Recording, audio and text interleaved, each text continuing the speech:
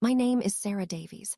I'm 29 years old, and exactly 2 days before my wedding, my parents cornered me in a dim church dressing room and handed me a brutal ultimatum. Take your grandfather off the head table, or we will walk out of this rehearsal, and we will walk out of your wedding, my mother whispered. He is a retired janitor, Sarah, my father added, straightening his expensive suit cuffs as if the very sentence needed to be ironed and starched. He embarrasses us. That janitor was the man who had packed my school lunches every single morning for 11 years. My toxic family truly believed that the absolute worst thing that could possibly happen at my luxury reception was 200 wealthy guests seeing a man with calloused, working-class hands sitting right beside the bride. They were completely wrong.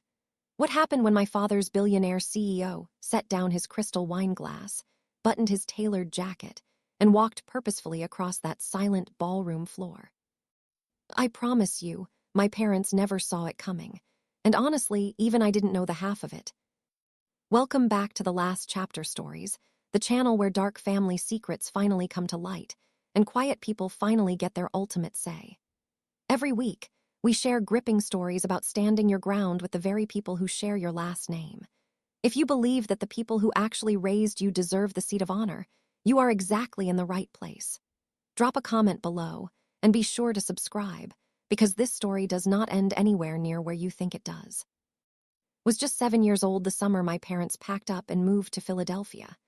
My dad, David, had landed a lucrative middle management job at Apex Logistics Network, a massive shipping and freight company with 15,000 employees and a towering glass skyscraper that he talked about like it was a holy cathedral. My mom, Evelyn, went with him to sell luxury real estate to other corporate climbers on their way up the ladder. I stayed behind in Scranton, Pennsylvania, with my grandpa Arthur. My parents told me it was just for a year, sweetheart, just until we get totally settled. 1 year quietly bled into elementary school, then middle school, then my entire childhood. Grandpa Arthur's small, modest house always smelled like industrial floor wax and strong black coffee. Dinner hit the kitchen table at 6:00 p.m. sharp, whether the rest of the world cooperated or not. He was the head custodian at Oak Creek Elementary, which happened to be the exact same school I attended. And every single night, when he locked those heavy glass front doors, he said the exact same words. He said them like a sacred prayer with a mop handle in it. Always leave a room brighter than when you walked in. He said it to me when I accidentally spilled blue paint all over the art room floor, and he stayed 3 hours late just to help me scrub it. He said it when I carelessly broke a neighbor's window with a baseball and spent my entire summer doing yard work to earn the replacement glass. He said it so often that I eventually stopped hearing it, the exact same way you stop hearing your own heartbeat. My parents drove down from Philadelphia every couple of months, and I will be entirely fair to them. They never missed a birthday. But their visits felt significantly less like family bonding and much more like corporate inspections. Dad ruthlessly reviewed my middle school report cards the exact same way he reviewed quarterly freight margins, obsessively looking for the dip in productivity. And every single time they left, my mother would pause on the front porch and glance back at Grandpa Arthur's little house. The meticulously clean gutters, the perfectly straight wooden fence, the American flag hanging by the door. She looked at his home the way a realtor looks at a terrible listing she couldn't possibly move. I didn't have a word for that specific look when I was 9 years old. I have one now. Disgust. Here is what you need to deeply understand about my parents. My father, David Jenkins, is 54 years old. He is the vice president of regional operations at Apex Logistics, and he literally irons his weekend polo shirts. My mother, Evelyn, is 52. She is a top-producing luxury realtor in Philadelphia with a massive billboard on the interstate and a high-pitched fake laugh that she strictly saves for wealthy clients. They aren't physically cruel people. They are worse than cruel in a psychological way that is much harder to explain. They keep score. Love in my parents' house was an active scoreboard. High grades were points. Elite colleges were points. Impressive job titles were the championship playoffs. When I was 22, I called them to proudly announce that I had passed the federal postal exam and gotten a permanent mail carrier route in Scranton. Excellent health benefits, a rock-solid pension, a union, and honest, physical work I could be deeply proud of on a street where neighbors actually knew my name. My dad went completely dead quiet on the phone for a long, agonizing moment. Then he sighed and said, "And you are actually happy telling people that is what you do." He didn't yell. He never yells. He just quietly filed my worth somewhere much lower on his mental scoreboard and moved on. My mom silently mailed me an expensive corporate blazer for future interviews someday. I wore it exactly once, to a funeral. But the strangest, most toxic thing, the thing I noticed for years without ever truly understanding it, was exactly how my father treated Grandpa Arthur. He didn't argue with his father. He actively erased him. Company picnics, lavish holiday parties. The year my dad made vice president and rented out half of an upscale steakhouse to celebrate. Grandpa Arthur was never invited, not a single time, and Grandpa never said a single word about the exclusions. I asked my dad about it exactly one time, at Thanksgiving, the year I turned 25. His face instantly closed up like a heavy steel garage door coming down. "Some worlds simply shouldn't mix, Sarah," he snapped. That was his entire answer. It would be 4 more years before I finally understood exactly what my father was so terrified of. And by then, the expensive wedding invitations had my name printed on them. Mark Davies proposed to me right in the middle of my postal route, which tells you absolutely everything you need to know about him. He teaches 11th grade high school English. He always laughs at his own jokes half a second too early. And one rainy Tuesday in April, he was nervously waiting by the very last mailbox on Elm Street, holding a tiny velvet box in the pouring rain like it was a registered letter I had to sign for. I said yes before he even finished stumbling through the question. We wanted a beautifully simple wedding. The Rosewood Manor in Scranton. 200 guests if both families completely sprawled out. My grandfather sitting proudly at the head table. And a modest honeymoon we could actually pay for in cash. Then came the mandatory engagement dinner in Philadelphia. My mom had meticulously set the dining room table with the expensive, imported china that absolutely no one is ever allowed to actually enjoy. And right after the salad course, my dad slid a thick white envelope across the mahogany tablecloth like a corporate raider closing a hostile takeover. Inside was a personal check for $35,000. "So it is done properly," my father said smoothly. My mom gently touched my wrist.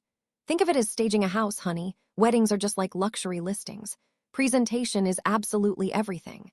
I want to be completely honest with you because it matters later. I hesitated. I had been aggressively managing my parents my entire life, translating their coldness for other people, smoothing their sharp edges.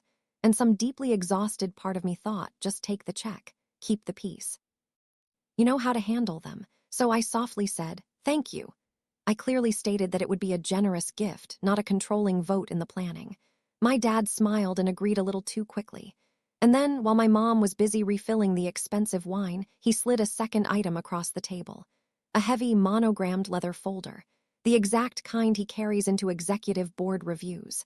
"Just a few thoughts," he murmured, on the guest list. I opened the folder, fully expecting to see a list of distant cousins or old family friends. What I found instead was a literal corporate organizational chart, complete with job titles. My father's guest list had 26 names on it, and I had never shared a single meal with any of them. Regional directors, 2 senior vice presidents, the head of Midwest Logistics. And at the very top, highlighted and underlined twice, Harrison Sterling, Chief Executive Officer of Apex Logistics Network. My intimate wedding had just become a mandatory business networking function, wedged somewhere between the appetizers and the cake cutting. It took me a full week of phone calls to understand exactly why. Apex's senior VP of operations had unexpectedly retired in March. The massive leather chair was still empty, and my father had spent 20 grueling years positioning his entire life exactly one rung below it.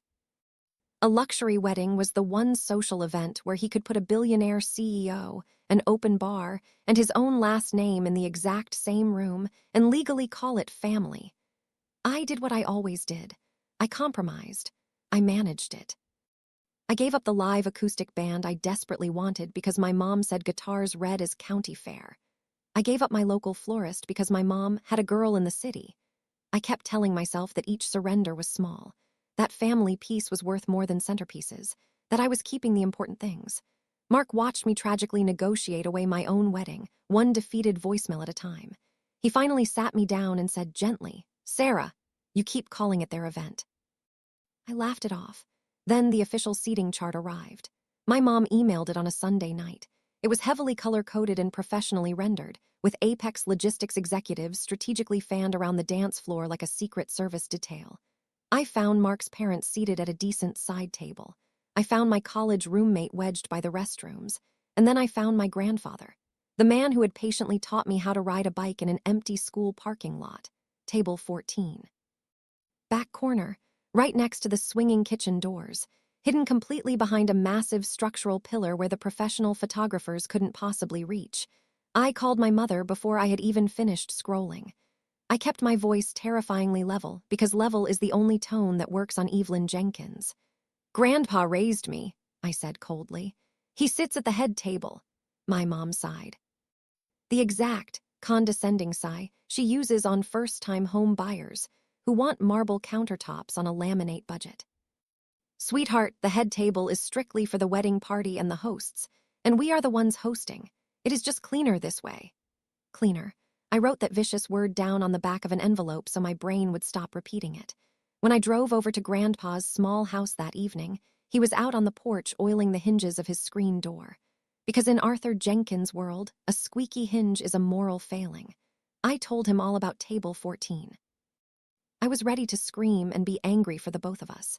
He just calmly wiped his greasy hands on the old shop rag that lives permanently in his back pocket. "I've sat in way worse seats, kiddo," he smiled softly. "Do not burn down your entire family over a wooden chair." That is the heartbreaking thing about my grandfather. 78 years old, and I had never, not once, heard him fight for his own dignity. I used to foolishly think he didn't know how to fight. It never occurred to me that a man might be so deeply certain of his own worth that he simply doesn't need other people to vote on it. Before I left his house, I noticed his one good suit hanging on the closet door. Freshly back from the dry cleaners, with the brown leather shoes, he meticulously polishes himself lined up perfectly underneath. Once a year, every single year since I was a little kid, Grandpa puts on that exact suit and goes to what he calls his pension meeting downtown. He was gone all afternoon that Thursday. When he came home, he had a heavy, expensive silver ballpoint pen tucked into his shirt pocket. It was beautifully engraved with a little compass rose logo. I remember thinking it looked way too expensive for a boring government pension office. But I didn't ask. If you truly want to understand my father, you have to go back to a middle school cafeteria in 1985.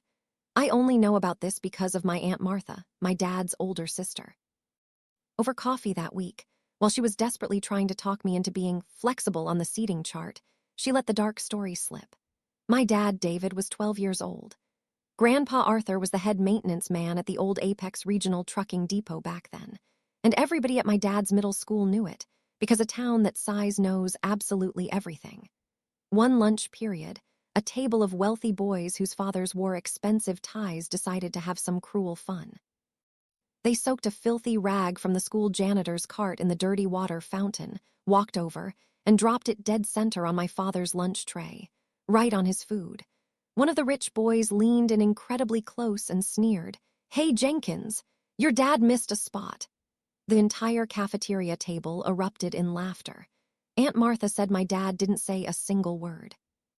He walked home, threw the horrifying story at Grandpa Arthur like a violent accusation, and begged him crying to get a different job. Any job, just one with a desk. And Grandpa, who had a heavy mortgage, 2 kids to feed, and a wife who was just starting to get terribly sick, said the only honest thing he knew how to say, "Work is work, David."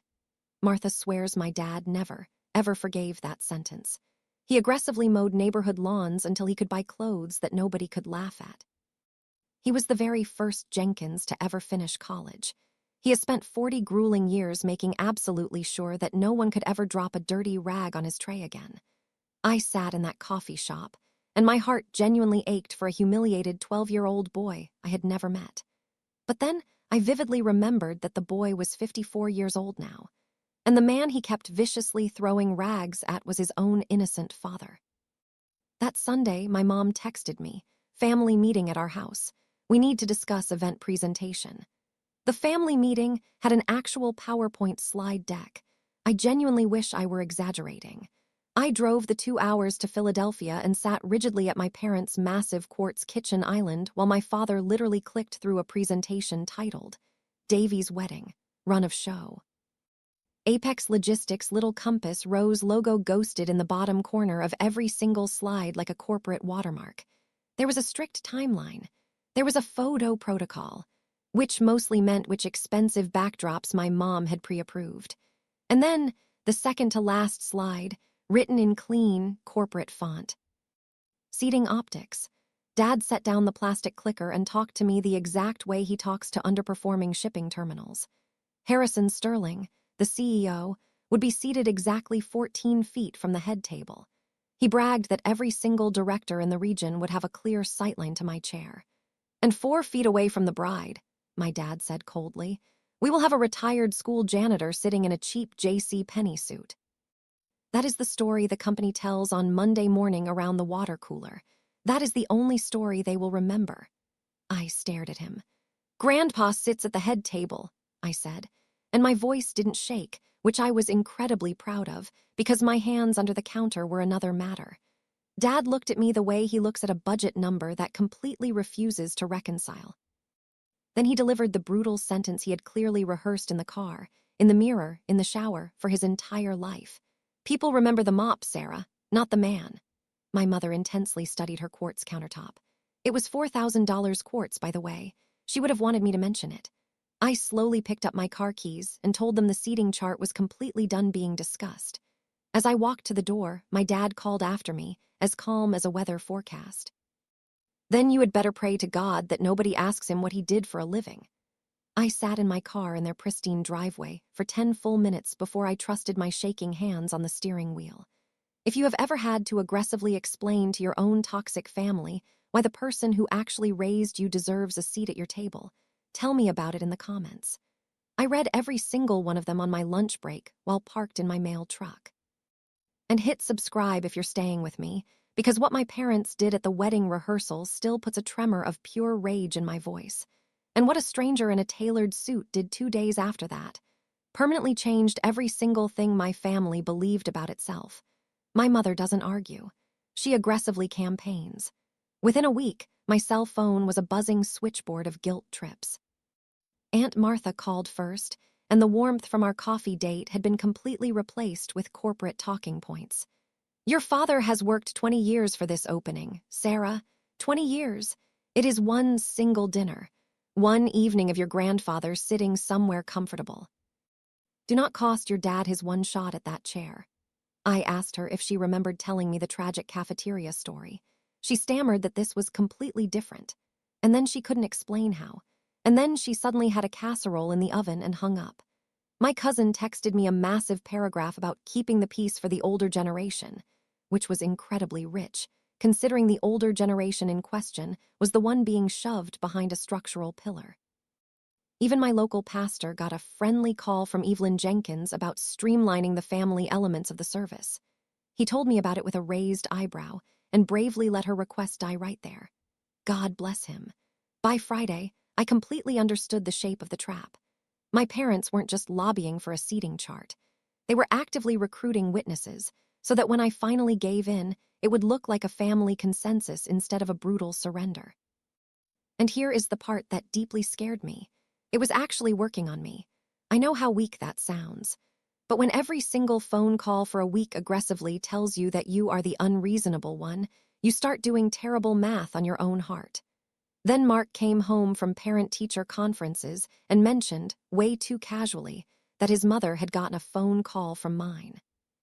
Something about the rehearsal dinner menu, and a gentle suggestion about the right volume for the groom's side of the family. Mark's parents are retired public school teachers. My mother had rated them like a hostile corporate property. That was the exact night I stopped doing their sick math. The next morning, my mom called to dictate the dress fitting schedule. She cheerily read me the official family photo list she had given the photographer. It took me until the very end of the list to notice the one specific name that wasn't on it, Arthur. The missing photo name was just the minor tremor before the massive earthquake, because that same week I discovered what their $35,000 had actually purchased. I called our caterer about swapping the fish course and got a very puzzled pause on the line. "Oh, I'm sorry, Sarah. We will need Mrs. Jenkins to formally approve that change. She is the official signer now." The signer. While I had been hopelessly fending off guilt-trip phone calls, my mother had quietly upgraded the catering package and re-signed the legal contract in her own name.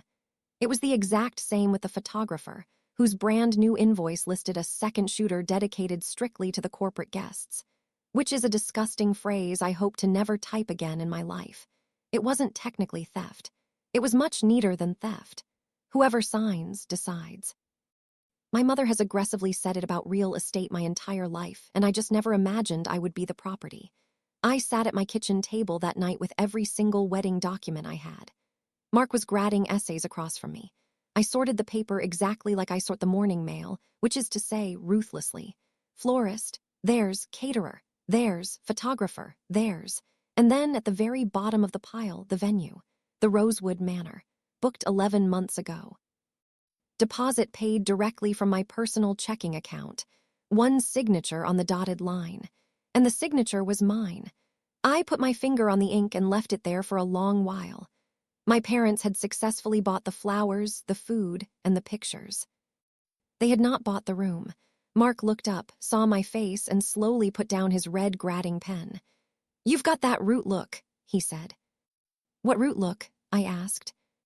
"The one where the aggressive dog is loose on the street, and you decide to deliver the street anyway." I slept better that night than I had in 3 weeks. The next morning, I drove to Philadelphia with a crisp envelope of my own. My parents' kitchen island is white quartz. I set the envelope dead center on it. Inside was their massive check for $35,000, intact, undeposited, 3 months old. And one typed page detailing exactly what I was canceling: the upgraded catering, the corporate photo booth, the expensive florist.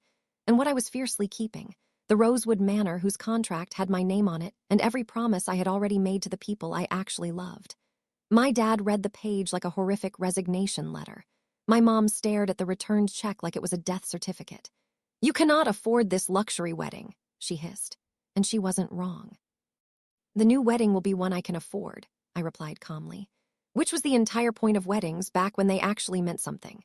Nobody yelled. My family doesn't yell. We just coldly adjust our forecasts. I drove the 2 hours home with the radio off and my spine perfectly straight. And that night, I sat at my own kitchen table with a cheap calligraphy pen I bought for $11, and I did the small thing that, looking back, started the whole war. I hand-lettered the place cards. All of them, and I saved his for last. Brown ink, my absolute best letters. I set it upright on the windowsill over the sink where I would see it every single morning for the next 2 weeks. Arthur Jenkins. Head table. It is a strange thing to arm yourself for battle with cardstock. But every morning while the coffee brewed, that little tent of paper stood there like a defiant fence post. Here is what a wedding looks like when you proudly hand back $35,000.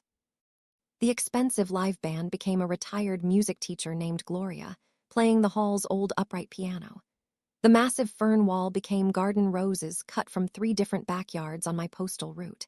Because when your loyal customers hear your wedding lost its florist, ladies you've delivered to for 7 years start volunteering their gardens like it is the national war effort. Was I sad about any of it? I keep checking that emotional pocket, and I keep finding it completely empty. My mother was sad enough for the both of us. "Without our money, it is a potluck, Sarah, not a wedding," she spat on the phone. And then in the silky voice she uses for closing hostile deals, "You know, your father and I have been seriously asking ourselves whether we can even attend something like this." There it was. The absolute last card in their deck, played casually like an afterthought, attendance itself. "I hope you'll be there," I said. I meant it, and I hated that I meant it. We hung up on a silence with sharp teeth. 2 days later, an RSVP card landed in my own mailbox, which still makes me smile. A mail carrier getting mail. Heavy cream stock. Confident fountain pen ink. Mr. Harrison Sterling accepts with pleasure. The billionaire CEO of Apex Logistics was officially coming to my potluck. I stood at my mailbox laughing, and then not quite laughing, because my father had invited the one guest he could not possibly afford to be absent in front of. Whatever my parents had decided about attending, that cream card had just aggressively decided it for them. The wedding rehearsal stood 4 days out. My parents called the church. They would be attending after all to finalize arrangements. I am the kind of person who walks a new male route before she carries a heavy bag on it. So the day before the rehearsal, I went to both buildings entirely alone. At the Rosewood Manor, I stood in the empty ballroom, walked the floor plan one final time, and then did the thing I had been saving. From my bag, I took the place cards. I set the head table myself. Mark, me, his parents, his sister. And centered right beside the bride's seat, Arthur Jenkins, head table. I stood the little tent of cardstock next to the water glass. It looked so small for a thing I had bled over. And I said the words to the empty room out loud like a crazy person because he wasn't there to say them for me. Leave every room brighter than when you walked in. The rehearsal itself went beautifully, which should have been my first warning. Thursday evening. Golden light pouring through the stained glass. Grandpa stood at the back of the aisle in his old cardigan, holding my elbow at the exact pressure of a man who has carried heavy things his whole life and knows exactly which ones are breakable. And then, while the wedding party milled around eating lemon bars, my father tapped my shoulder. Sarah, a word, family only. The dressing room off the vestibule is small, all dark wood and choir robes. My parents arranged themselves in it like a legal closing team. Mom held a fresh printout of her seating chart, color-coded, as if the last month had just been a clerical misunderstanding. Dad didn't raise his voice because the wedding party was one thin door away, and that thin door was the entire point. He kept it low and reasonable. We are asking one final time. Move Arthur off the head table. Harrison Sterling will be 14 feet away. Directors. Spouses' cameras. He is a retired janitor, Sarah. He embarrasses us. And my mother. My mother reached into the absolute trashcan moment of my entire life. She picked up the head table place cards she had found on her secret venue walkthrough that afternoon. She had gone to the Rosewood Manor behind my back. She had pulled his card. And she held up the little tent of brown ink, Arthur Jenkins. My $11 calligraphy, and she slowly crumpled it, not angrily. That is the thing I can never forget. She crumpled it the exact way you crumple useless junk mail, absently, while saying, "We will have it redone in the professional calligrapher's hand. It will look intentional." The paper made almost no sound, and in the doorway behind them, holding 3 lemon bars on a napkin he had brought for us to share, stood my grandfather. He had heard all of it. I watched his spine straighten one vertebrae at a time, like a flag going up a pole. Nobody spoke. Grandpa set the napkin of lemon bars down on the table, gentle as a man diffusing a bomb. "I'll wait in the truck, kiddo," he said softly. And it was the kiddo that did it to me. The steadiness of it, no wobble at all. A man reassuring his granddaughter while his own son stood 10 feet away calling him an embarrassment. Something in me went very quiet and incredibly organized. The way it does at 4:30 in the morning when the mail truck is late and there is nothing to do but relentlessly sort. I stepped past my father. I picked the crumpled place card out of the trash can and I smoothed it flat against my knee, crease by crease, taking my absolute time, letting the room watch me do it. Then I turned around.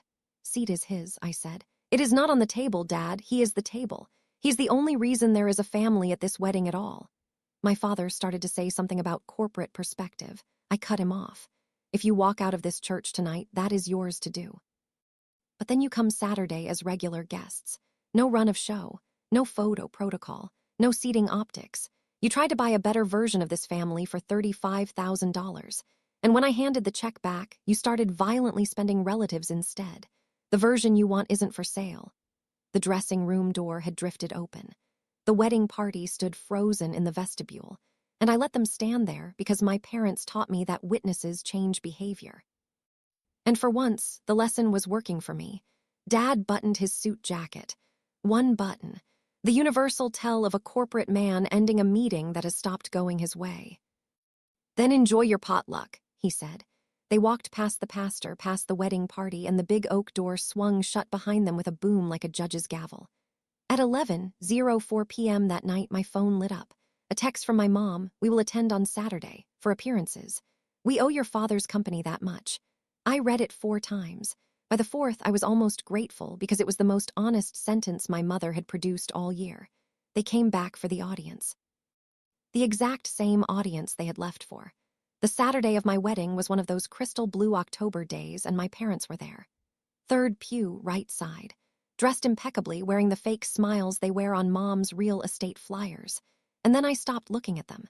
Because my grandfather was standing right next to me in his one good suit, the annual meeting suit. Navy blue, older than Mark, pressed to razor-sharp creases. Brown shoes glowing with his own elbow grease. He tucked his keys into his breast pocket. For luck, he smiled. 40 years of locking up behind everybody. Figured tonight I'd walk somebody in for a change. Don't you dare cry, I told my eyes. My eyes did anyway. At 5:00 p.m., as golden hour hit the Rosewood Manor, the reception began. Here is what my parents' version of the reception looked like. They ran their corporate program inside my potluck like an embassy operating on hostile foreign soil. Dad intercepted Harrison Sterling, the billionaire CEO, at the coat check, and began a network safari, aggressively steering the CEO from director to director with a wine glass he never drank from. Mom had scouted a corner with good lighting, gently herding photo-worthy people into it all evening like a border collie in expensive silk. And exactly 14 feet away sat the version of the evening I had paid for myself. The head table, Mark's parents, my roommate. And at my right hand, at the ultimate seat of honor, with a smoothed-out, heavily crease-scarred place card standing at attention in front of his water glass, Arthur Jenkins. My grandfather, holding court without saying 50 words, while the pantry ladies kept his plate full like a NASCAR pit crew. Every so often, I caught my father glancing at that place card, staring at the wrinkles in it, and looking away in disgust. I had almost stopped watching the room when I noticed something incredibly odd at the far end of the ballroom. Harrison Sterling, the CEO, had completely stopped listening to my father. Mid-sentence, mid-nod. Sterling's eyes had gone right past my dad's shoulder and locked dead onto the head table. His eyebrows were doing something slow and complicated. He squinted. The way a man squints at an address he has delivered to before, in another life, on another street. And then he set down his crystal glass. "Excuse me one moment," Harrison Sterling said to no one in particular, which in this case was my father, abandoning him mid-anecdote, and he started walking across the ballroom. "You have to understand the physics of a room like that. 200 guests, 40 minutes into dinner, everybody watching everybody. And the wealthiest, most important man in the building is suddenly walking a straight line with intense purpose." Conversation died, table by table, in a silent wake behind him like dominoes going down on green felt. My mother's border collie radar swung around in panic. My father stood stranded near the coat check, his hand still shaped for a CEO's shoulder that had left him behind. Sterling passed the cake table, past the wedding party, past me with a small, polite nod I couldn't read. I remember my whole body going ice cold with one horrifying thought. He's going to say something insulting about the janitor. Dad got to him. This is happening at my wedding. He stopped directly in front of my grandfather. And Grandpa. I will see this until the day I die. Grandpa calmly set down his fork. He wiped his mouth with his napkin, entirely unhurried. And he looked up with the mild, level face of a man who has been waiting for a bus he knew would arrive eventually. The whole ballroom had gone so terrifyingly quiet, I could hear the ice shift in someone's glass across the room. That little glassy avalanche.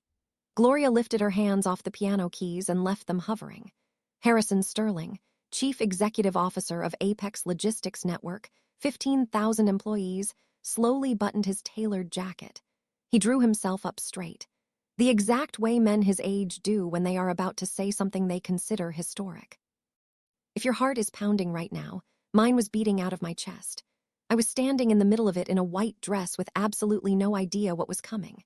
Harrison Sterling held out both hands, the respectful, two-handed clasp they teach you somewhere miles above the corporate level my father has ever reached, and his voice carried to the far corners of that ballroom without a microphone anywhere near it. "Welcome back, Founder Jenkins." That was all. That was absolutely everything. I watched that impossible sentence travel across my wedding reception like a shockwave. The Apex corporate tables heard it first, and went from polite quiet to the specific, electric silence of employees doing frantic mental arithmetic. Founder Jenkins. The bride is a Jenkins. The vice president over there is a Jenkins. And the old man at the head table in the pressed navy suit with the crumpled place card. The CEO had just called him founder, with the capital letter entirely audible. I found my father's face in the crowd. I will tell you exactly what happened to it, because the title of this entire story in my memory is his face. It went white, not pale, white wax, coat check ticket white. The horrifying color of a man watching 30 years of his own arrogant arithmetic come completely apart in public. His wine glass physically tipped in his hand. My mother, one table over, had stopped moving entirely. Her whole face was still smiling from the last photograph, while her panicked eyes tried to leave the building. And my grandfather shook Harrison Sterling's hand the exact way he shakes everyone's hand. Once, firmly, like a latch closing. "Harrison," he smiled, "you are interrupting the salad course."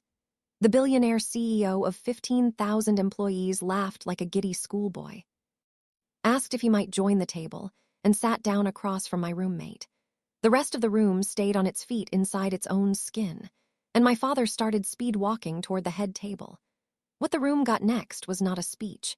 Harrison Sterling stood with his coffee cup, asked the bride's permission with a little bow, and gave my wedding 60 seconds of company history that exists in absolutely no corporate brochure. In 1988, Sterling announced to the silent room, Apex Trucking was exactly 90 days from going bankrupt, and a depot maintenance man, whom nobody had ever asked, stayed late one night and completely redrew the entire regional routing system on the back of brown packing paper. Hub and spoke, load consolidation. It is the bones of everything this company still runs on today. Sterling smiled at my grandfather. The original owner had the sense to listen. The maintenance man became a silent partner, and in 1996, when the company reorganized into a massive network, that partner sold his operating stake back. He kept his 40% shares through a blind holding company. He took the invisible title of chairman emeritus, and he asked for exactly one thing in return, that his name stay completely out of it. Sterling paused. The owner wanted a self-made founder story for the Wall Street investors, and Arthur Jenkins. Arthur just wanted to go home by 6:00 p.m. Both men got their wish. Sterling lifted his coffee cup toward my grandfather. I sit with him in a private office once a year, and once a year he tells me the exact same thing, that every single route this massive company runs was drawn by a man everyone in the building walked past for years without ever truly seeing. I used to think he was being modest. A pause you could park a freight truck in. He was being precise. The silver pen with the compass rose, the same compass rose that watermarked my father's slides, the black town car for the pension meeting, once a year in the good Navy suit, the pencil behind his ear in that old hallway photograph, the roll of blueprints in his hands, the fat manila envelope locked in his roll-top desk. Every odd sock in my memory drawer perfectly paired itself in about 4 seconds. I had to grip Mark's arm across the table just to stay standing. I watched my mother do the exact same math and arrive somewhere very, very different. She was already moving her chair. By the time Sterling sat down, my parents were closing in on the head table, wearing brand new, terrifyingly fake faces. You have never seen a renovation completed as fast as the one my parents performed on themselves in the next 10 minutes. My mother materialized at Grandpa's elbow with a dessert plate, loudly laughing at a joke he hadn't even made. Her chair was somehow now adjacent to his. My father vigorously shook Sterling's hand and laughed. "Family runs deep in this company, Harrison. That's the training." But his face was still finding its color, and his eyes kept nervously skidding off his own father like a truck sliding on black ice. Grandpa received all of their fake fawning the exact way he receives rain. Quietly. Then Dad touched my arm. "Hallway, 1 minute, please." Out in the corridor by the coat check, my father, 54 years old, vice president, looked at me with a face I had desperately wanted my entire childhood. Warm, open, urgent, 100% focused on me. "You have to fix this, Sarah," he begged. "Tonight, before Harrison leaves, talk to your grandfather. Tell him about the senior VP chair. He listens to you. You are the only one he has ever listened to." I stood there in my white wedding dress, just hearing it. And then he put the ultimate roof on it. "And after that, sweetheart, all of this, the rehearsal, the seating, the fights, we put it behind us, clean slate. We are a family again." There it was, everything I had begged for since I was 7 years old, offered with a warm hand on my shoulder in a dark hallway. At a price. 22 years I had waited for my father to call me sweetheart in that loving voice. It took a billionaire stranger's greeting to teach it to him in one night. I looked through the doorway at the head table, where my grandfather was quietly eating his salad like a man with no history at all. And I felt the oldest muscle in my body flex. The fixer, the translator, the girl who smooths it all over. Because here, at long last, was the deal I had been born and trained for. One conversation, and I could have my whole family wrapped in a bow. All I had to do was spend the seat of honor my grandfather never asked for, on the corporate chair my father had never actually earned. I heard myself exhale. "No," I said. My father blinked in shock. "Sarah, you wanted a better table, Dad," I whispered, repeating the lesson quietly. He built the entire room. And then I walked back into my reception, and I left him standing in the hallway with his clean slate. What happened next took about 90 seconds and cost me the very last version of my childhood I had been saving. I went to the DJ booth, moved one item up the schedule, and took the microphone. My voice went out over 200 guests, as steady as a male route I had walked 1,000 times. "Ladies and gentlemen, the father-daughter dance." Heads turned toward my father standing in the hallway doorway. I watched people find him, mark him, wait for him to move. And I walked the exact opposite way. I walked past my mother's frozen, horrified smile, past the Apex corporate tables, to the head table, where I stopped in front of a 78-year-old man in a navy suit and put out my hand, palm up. "You've walked me everywhere else," I whispered. "Walk me through this one too, Grandpa." The room made a collective sound I cannot even spell. He looked up at me for a long second. He glanced exactly once at his son standing frozen by the doorway. And then Arthur Jenkins pushed himself up with both hands flat on the table, took my hand, and led me onto the dance floor his whole life had earned. Gloria didn't play the pop song on the schedule. She looked at Grandpa, got some tiny, invisible signal, and started playing "Stand By Me" on that old upright piano. Slow and plain, the way it sounds in a kitchen. My grandfather dances like a man who learned in a living room with a woman he deeply loved. Small steps, sure frame, counting under his breath out of 50-year-old habit. 1, 2, 3, and I was 11 again, standing on his shoe tops. Except now I was crying onto a navy lapel that smelled like cedar wood and Barbasol shaving cream. Around us, the room stood in respect, and I let them all blur out. I understood something during that song that I had been circling my entire life. I had spent 22 years believing that belonging to my family was a corporate job with performance reviews, and that if I just managed everything well enough, translated hard enough, smoothed enough edges, I would finally earn my chair. And the entire time, the only person who never, ever made me apply for his love was the man whose hands were rough from brass keys and floor bleach. Belonging isn't wages. It is a gift, or it is absolutely nothing. Somewhere past the second verse, I whispered the only thing there was left to say, straight into the cedar and Barbasol. "Leave every room brighter than when you walked in." My grandfather's arm tightened half an inch. Old men don't sob, they compress. "You just did, kiddo," he choked out. When the song ended, he did not make a grand speech. He held my hand up high, turned to the room, and raised his water glass with the other hand. "To my granddaughter," said the quietest man I have ever loved, in a booming voice that reached the coat check, "who never once asked what a person was worth before loving them." 200 glasses went up. And by the time the massive applause washed out and the lights came back to normal, the 2 seats my parents had taken at table 6 were completely empty. They had gone. No goodbye. We cut the wedding cake without them. Here is the final accounting. 3 months on, because I sort mail for a living and I like a clean, balanced ledger. The Monday after the wedding, my grandfather asked me to lunch at the diner on Elm Street. Over meatloaf, he offered to set up a massive trust fund for me, for Mark, and for the house we rent. I told him no. And I want you to understand it wasn't stupid pride, or anger, or a grand gesture. It is that I finally understood what he had been doing for 30 years, sitting on 40% of a massive corporate empire, living in a 2-bedroom house with a squeaky screen door. The money was never the point of him, and I wasn't about to make it the point of us. I kept the 2 things I had already accepted, the dance and Sunday breakfast, and I told him the rest of my life I could successfully deliver myself. He grumbled that I was stubborn, which is incredibly rich coming from him. He did do one thing with the money that year, the only public thing he has ever done with it.